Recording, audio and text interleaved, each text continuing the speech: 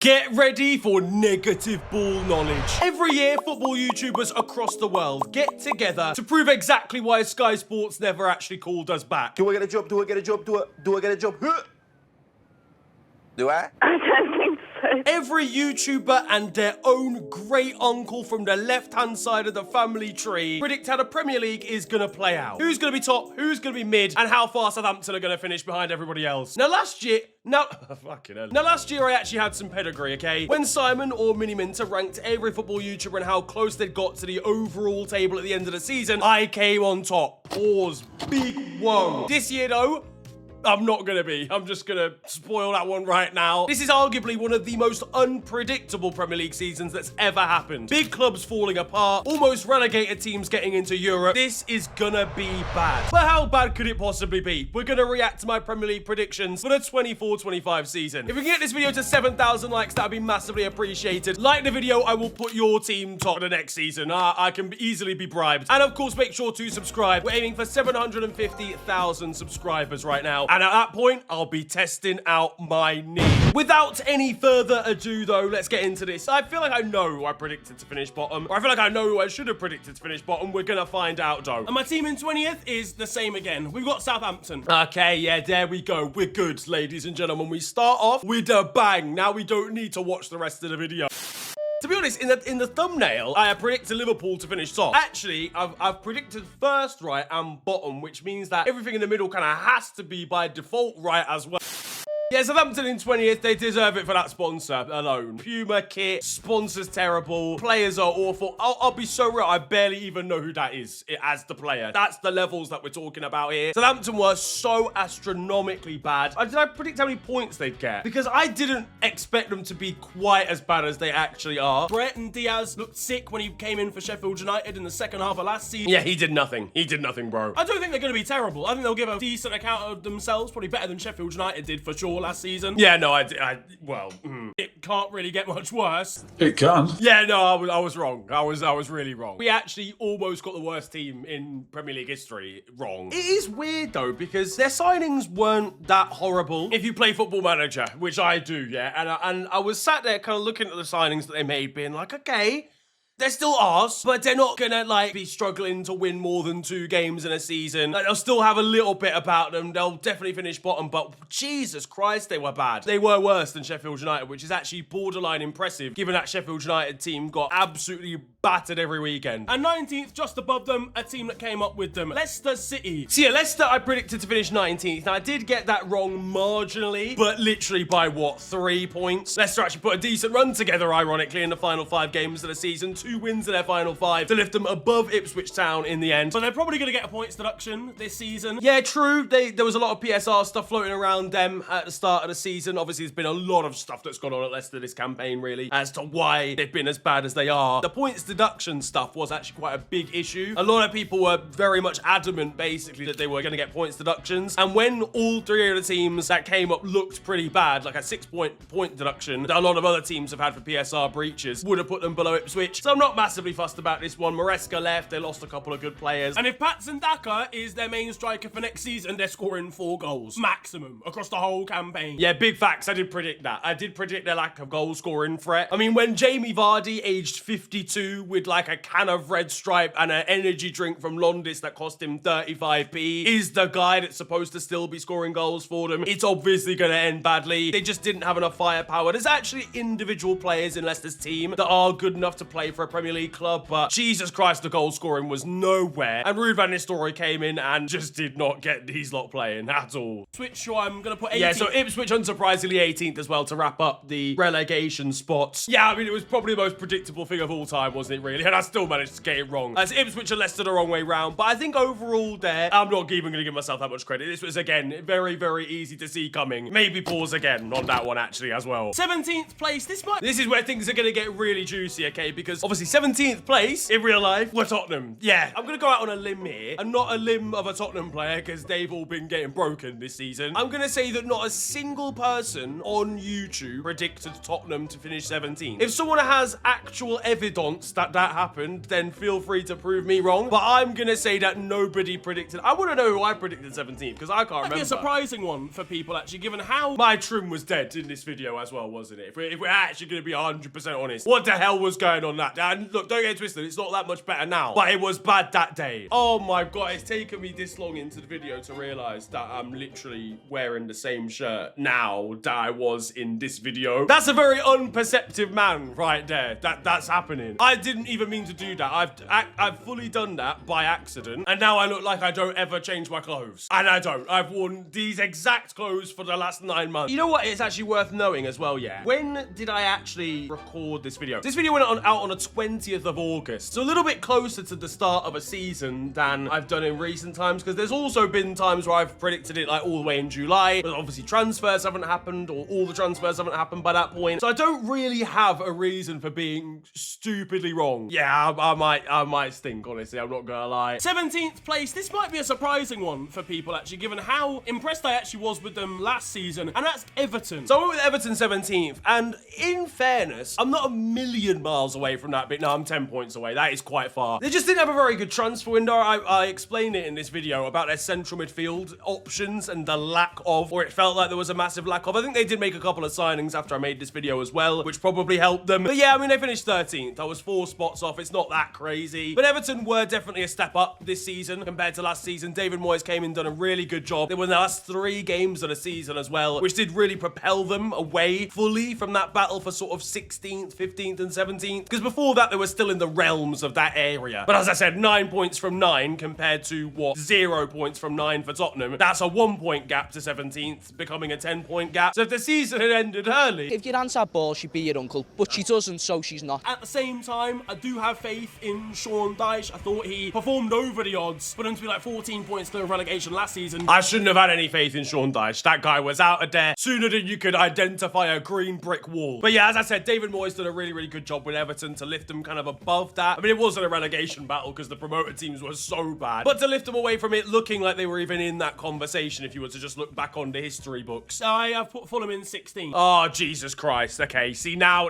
it's getting bad. Now, I knew this was going to happen. The thing is, everybody's predictions are going to be absolutely mental this year, because you've got Forest, who finished up in P7. You've got Tottenham, who finished down in 17th. United, we might actually have to just relegate them as well. But I said Fulham in 16th here, and again, I think it was based on the transfer window. For whatever reason, yeah, Fulham fans, please don't hate me. I just don't like Victoria sponge cake that much. I can't lie. I don't like posh people that much. I don't want to be around caviar. I just want to have a night. I just want to enjoy my life. I just want good vibes, okay? And a team that brings Victoria sponge cake to games, I don't know if I can allow that. I'm not a massive fan of the ability of Fulham's squad. I think they've got great vibes. They had a really good first half of the season where they were looking like they were actually in that sort of Brighton, Bournemouth, Brentford conversation. I mean, they still are based on the table come the end of it, but they were at the top of that. They were like 7th, 8th for like a decent portion of the season. It fell off a little bit towards the end. They lost 3 of the last 4 games, but even before that, they were dropping down a little bit. But I think personally, they've overachieved. I don't think their squad is better than Crystal Palace's, in my opinion, but they finished above Crystal Palace. I don't think their squad is obviously better than United's, technically speaking, or Tottenham's, but they finished well clear of them as well. So I was 5 out with Fulham. I honestly cannot remember my predictions for this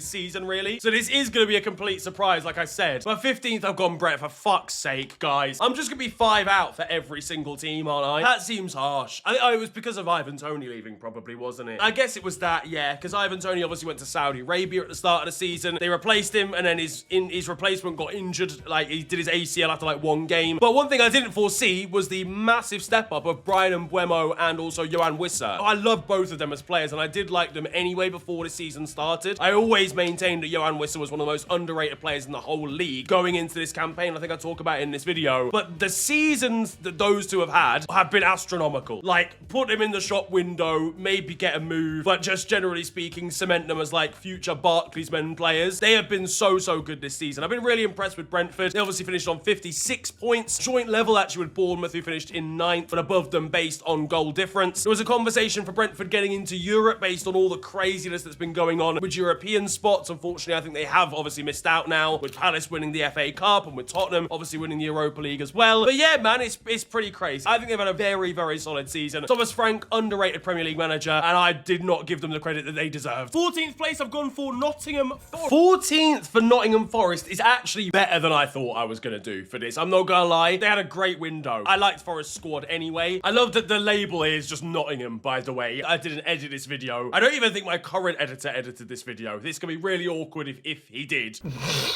Oh my god, wouldn't that be hilarious? Sorry, editor Ryan, if that is actually the case. But I love the fact that it's just been labelled as Nottingham rather than Forest, because that's heavily offensive in the city of Nottingham. Either way, that's not the point. All right, what I'm saying is a lot of people probably predicted them even lower. A lot of people probably predicted again with potential, you know, sort of breaches for financial Betfair accounting. There was a chance that they were going to finish a little bit lower, and I'm sure a lot of people predicted them to finish a little bit lower as well. In hindsight, obviously, absolutely crazy when they got players like Morgan Gibbs-White, Anthony Alanga, Callum Hudson-Odoi. Chris Woods had the season of his life. Milinkovic and Murillo have been really good at the back. But 14th, that was 7 places off. See, these mid-table teams are really having my life here. 5 places out with Fulham, 5 places out with Brentford, 7 out with Forest, and we're not even we're like a quarter of the way through, man. And just above them, I've gone for Wolverhampton. And then we've got Wolves in 13th, finishing out kind of the mid-table spots that simply nobody cares about usually. I was 3 places out with this one, Wolves finishing in 16th. They're honestly, yeah, again, just a bit of a nothingness, really. They had such a bad start to the season. Really looked like they were going to actually be in a relegation scrap. Brought in a new manager, though. He takes them out for pints on the weekend, and now they're up in, well, 16th place. Don't drink, guys. Maybe that's the actual situation. You know what? Fuck it. I'm putting them below Nottingham Forest, actually. Changing things on the go. I'm definitely not drinking whilst that's... Yeah, look, listen, that was the start. That was the start of the alcoholic Niran phase. So I actually switched it. So I actually put Forest 13 and then Wolves down to 14th. See, that's actually better. Moves Forest back up closer to where they were and brings Wolves down closer to where they were. Wolves 2 places out then, and then Forest 6 places out. And that is true. Wolves did have an absolutely horrible end to last season, to be fair. We are going with the Cherries. We're going with Bournemouth. 12th place for Bournemouth. I mean, that's not too bad. Honestly, I thought I might have put them lower because of the whole Solanke situation. Obviously, Solanke left. He's gone to Tottenham. They finally replaced Harry Kane, but Solanke hasn't been that crazy for them, given the money. I maybe thought I might have dropped Bournemouth even lower, but again, the signings they made were so good, like Dean Howson, or Dean Hyson, even like Milos Kerkez. All of these guys, class, man. They've got good wide players like Sinistera, Tavernier. I like Semenyo as well. Kerkez at left back's a baller. Billing and Cook are good. I like Alex Scott. Good players across the board. Dean Hyson or Howson. See, look at that. That's ball knowledge. I knew before the season even started. Kerkez and Hoyson. Forget some of the other names. They weren't there. So I've got them in P12 just behind Brighton and Hove Albion as well. I've not forgotten about Hove yet. You know what it is, yeah? I'm getting teams in kind of... That's a crazy screenshot, by the way. I'm getting teams in kind of the right areas, you know. Bournemouth, I predicted 12th. They finished 9th. I mean, there was only 3 points between 12th and 9th this season. Brighton there, I predicted 11th. They finished 8th. I mean, they did finish, in the end, a little bit clear of that kind of scrap behind them. But it's not terrible, so it's going to get terrible. I'm not going to lie. Just behind their A-Road related rivals, Crystal Palace. I went with Crystal Palace finishing 10th, so I predicted them to have a very good season. They did, but for a different reason, lifting the FA Cup. Again, they finished 12th. I mean, why did I not predict them to finish? They always finish 12th. That's the whole point. Like, that should be the given. That's the gimme point, is that you predict them to finish where they always do. Again, though, only 3 points between 12th and 10th. So, again, right ballpark, but just not quite there. For all the people that said, I don't have ball knowledge, listen to this. No, don't do it. Don't do it. The best predictor in the scene is going out the window because I'm predicting Chelsea to finish 9th.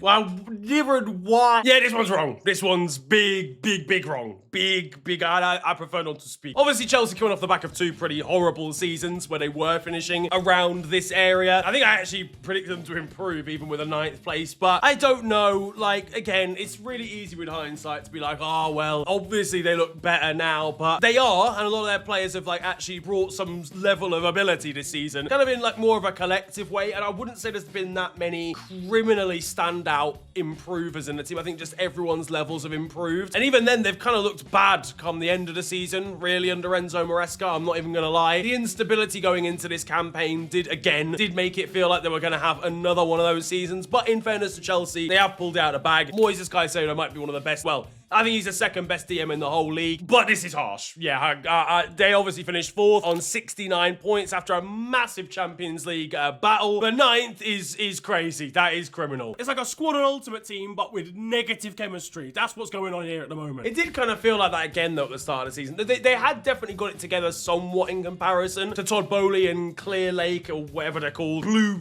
Clear, Evian. They have kind of got it together. You can tell they weren't quite as scattergun, but we'll see, because for next season, I can't wait for them to sign another 12 Ecuadorian teenagers. The team I've got in 8th, though, is a big contrast, and it's West Ham. Oh, Jesus Christ. West Ham 8th. I mean, could it be worse? No, that's about as high as you could have predicted them. I'm gonna do this style, by the way, just side note. Sorry, I should get the sunglasses, really. I'm feeling like going on Narian-related tangents, yeah? Yo, where did Niran go? What the fuck? I've got different, I don't know where the Narian sunglasses are. This is Nerun. This is a different guy. He's got a next name tag on here as well. These stickers, I like this, but the next one, I want them to be like retro stickers, you know, like that, like the ones actually from like the 90s. I'm gonna kill myself! We're doing that next time. Write that one down. I think we're spoiled because we don't appreciate the things that we have. Yeah, West Ham, they stink, fam. I'll be honest with you.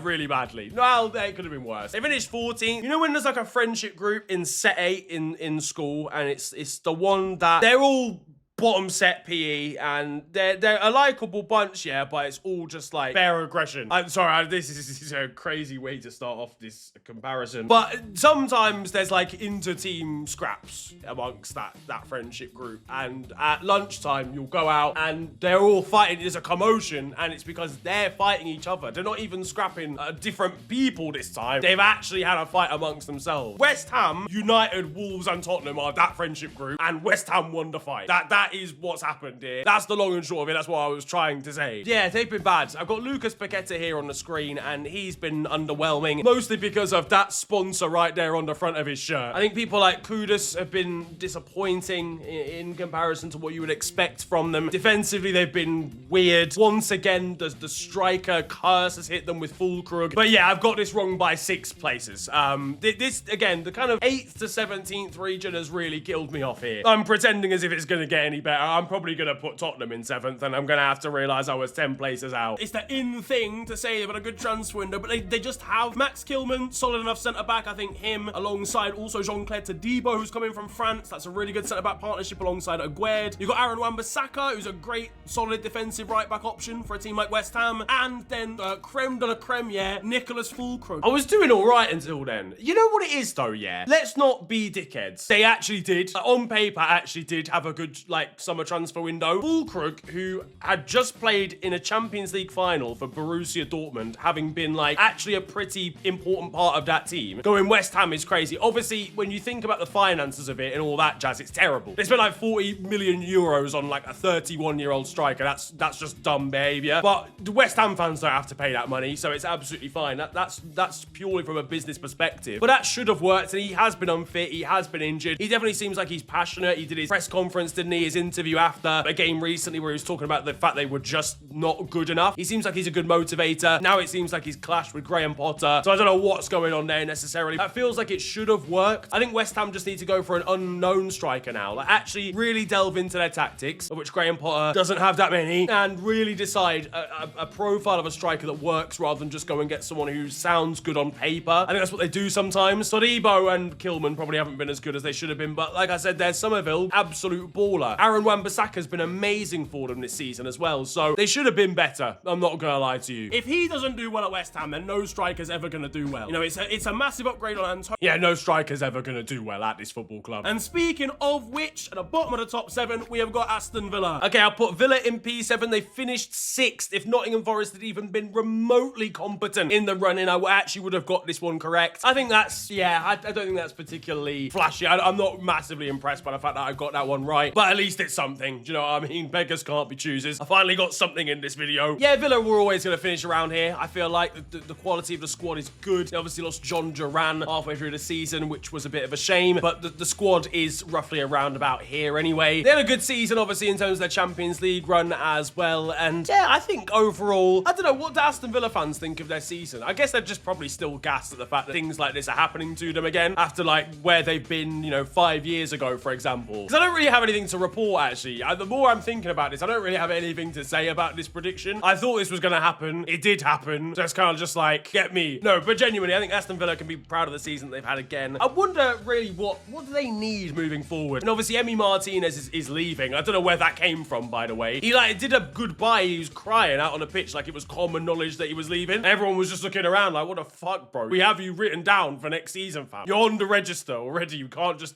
raise you or tip X you out, bro. So obviously, they're going to need to replace him. I do think he's the most overrated goalkeeper in football history. He's a good goalie, don't get it twisted, but I don't understand how he's still winning awards for being the best goalkeeper in the world like 3 years after the World Cup final happened. But yeah, they will need to replace him. But I think the only thing that might hurt them a little bit is that Champions League run that they're going to have to balance as well. It didn't in the end, and I'm proper proud of them that it didn't, because they actually went relatively far. They got to the quarterfinals of the Champions League. Like, when I was saying this, I was probably more being like, oh, the first half of the season is going to be a bit of a drag for them because they've got 8 group stage matches to deal with the expanded Champions League. I wasn't even thinking about them making it into the knockout stages, and that's no offense to Aston Villa. I just didn't expect them to make it necessarily. Yeah, round of 16 I probably expected them to get to, but no further than that. So the fact they were able to deal with that, squad managed pretty well, and then qualify for Europe again, obviously the Europa League this time, though with I think a little bit more competition around them in terms of better teams than last season. I think they've done well. Better teams there, by the way, I'm using loosely. I mean teams like Newcastle and shit being around, and Nottingham Forest. In 6th place, I have gone for Newcastle United. Okay, Newcastle in P6. Yeah, we're out by 1 again. They obviously finished 5th in the league. Scraped that final Champions League spot. I predicted them to finish in 6th place. Bit of a weird season for Newcastle, in a way. I don't know how to describe it. Like, it felt like it really ebbed and flowed. There was a point at the end of the season where I was like, oh shit, they're going to finish above Arsenal. And then it kind of petered out a little bit towards the end. You know, they lost 2 games on the bounce, obviously losing to Arsenal directly, and then on the final day as well. But what a player Alexander Isak is, man. Jesus Christ. That midfield is one of the best in the league. Bruno Guimaraes and Sandro Tonali. I honestly think Newcastle could do even better next season. There's been a few players that have really come on leaps and bounds as well, like Tino Livramento and Lewis Hall in the wing-back areas. And yeah, I'm just generally excited to see how they do again next season, especially after winning a Carabao Cup as well this campaign. 5th place, I've gone for Manchester United. Yeah, wrap up the video, man.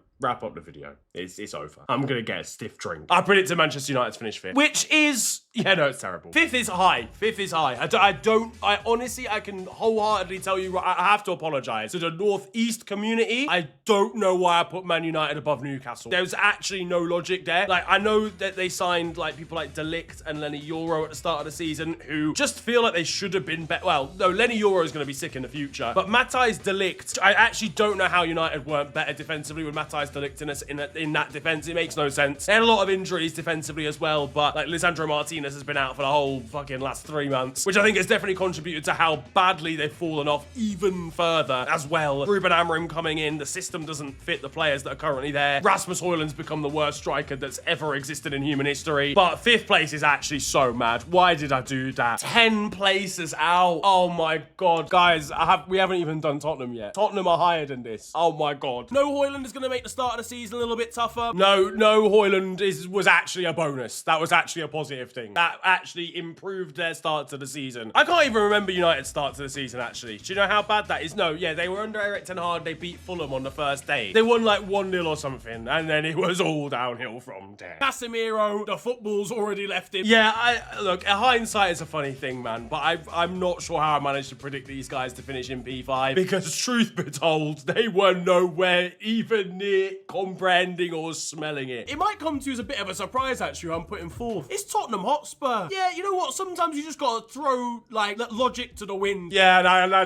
did do that. That is, you're not wrong, Liran of the past, to be fair. I threw logic to the wind, and the logic blew away in the breeze and smacked me right on the back of the skull afterwards. Yeah, no, this is just equally bad, man. Look, to be fair, I predicted them to get Champions League football. They did that. That's all I'm gonna say. They're not by the means that they were expecting. Tottenham might have won the Europa League and ended their trophy drought, which I'm sure if you offered them that at the start of the season, they'd have probably asked you, what the hell are you smoking? But 17th in the league means I've got this wrong by 13 places. Dear mother of God. Ange Ball went wrong disastrously. There was a glitch in the software this year for Ange Ball and it stopped responding. The last 2 months of United and Spurs are two of the worst teams I've seen in Premier League history. That's how bad it is. Like, that's not even hyperbole. I'm actually telling you as a fact that those are two of the worst teams I've ever witnessed have the audacity to play Premier League football. It is so bad. Like, not even relative to the players they have, just outright. It was Southampton levels from United in the last 2 months and from Spurs too. And I know they were just giving it full guns to the Europa League, but wow, it has been crazy. Such a weird outlier of a season for two teams. I know they've had banter eras very recently, and this is firmly one of those. But, I mean, who could have possibly predicted them to finish 17th? Definitely not me. I predicted them 4th. This is bad. And you know what it is, yeah? I bring the curtain down, sometimes you do have to, like, when you're doing a video, like a Premier League predictions, yeah? You do have to say a couple of things that are a little bit like, ooh, because you want to get people talking, right? But I don't ever say things that I don't believe in these videos, so I genuinely believed that there was a chance that Tottenham could finish in 4th. But also, there was an element of me that was being like, you know, the Premier League isn't linear, it's not predictable. There are things that happen that don't make any sense. West Ham on paper did have a good transfer window and finished like 7 places lower than they did last season. That's just weird, and that just happens, like, because it can't be explained. I tried to use that logic with Tottenham the other way from what actually ended up happening. Yeah, we'll get them next time. Ladies and gentlemen, it is with regret I am gonna have to put Liverpool here. Okay, so in 3rd place now, I predicted Liverpool. I do remember doing this. I think someone tweeted at me about it recently. I did predict Virgil van Dijk here, this beautiful specimen of a... and Liverpool to finish 3rd. We finished 3rd last season. We didn't do anything in the transfer window. We had a new manager. But I'm not even going to hear any waffle because A, usually I do use bias and promote Liverpool a little bit higher maybe than they should be. But B, not a single soul on this planet predicted us to finish top. There's a guy who like collates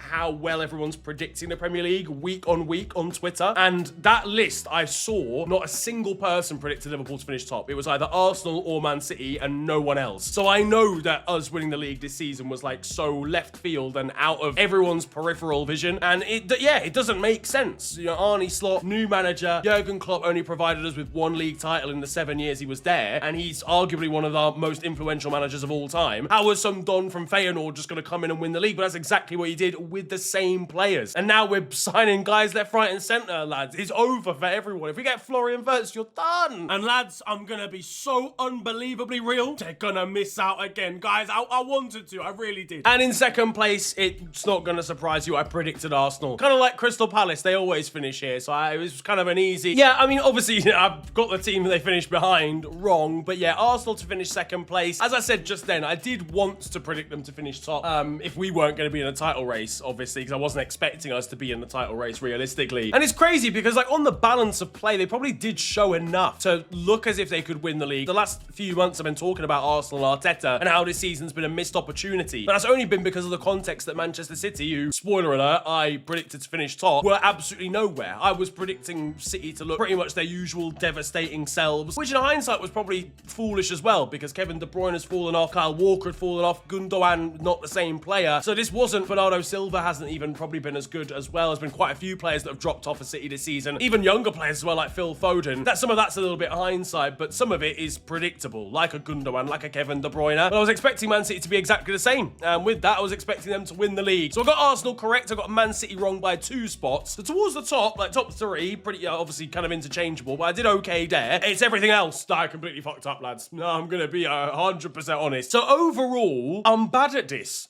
is what I can conclude here. I don't know how I'll have done in comparison to other people. I feel like I'm going to be middle of the road. I think I'm going to be mid-pack this year. I'm not going to lie to you. Obviously, United and Spurs hurt me massively because I actually had a lot of faith in them. A lot of people, I'm sure, would have predicted Spurs to finish like 7th, United maybe to finish like 8th, whereas I thought they'd finish 4th and 5th respectively. But even then, they'll have hurt everyone. Same for Forest, who I actually predict to finish 13th. That's probably higher than most people did as well. The mid-table, I was getting wrong by 3 or 4 places every time. No. So I don't know. We'll have to see, ladies and gentlemen. But what do you think? Yeah?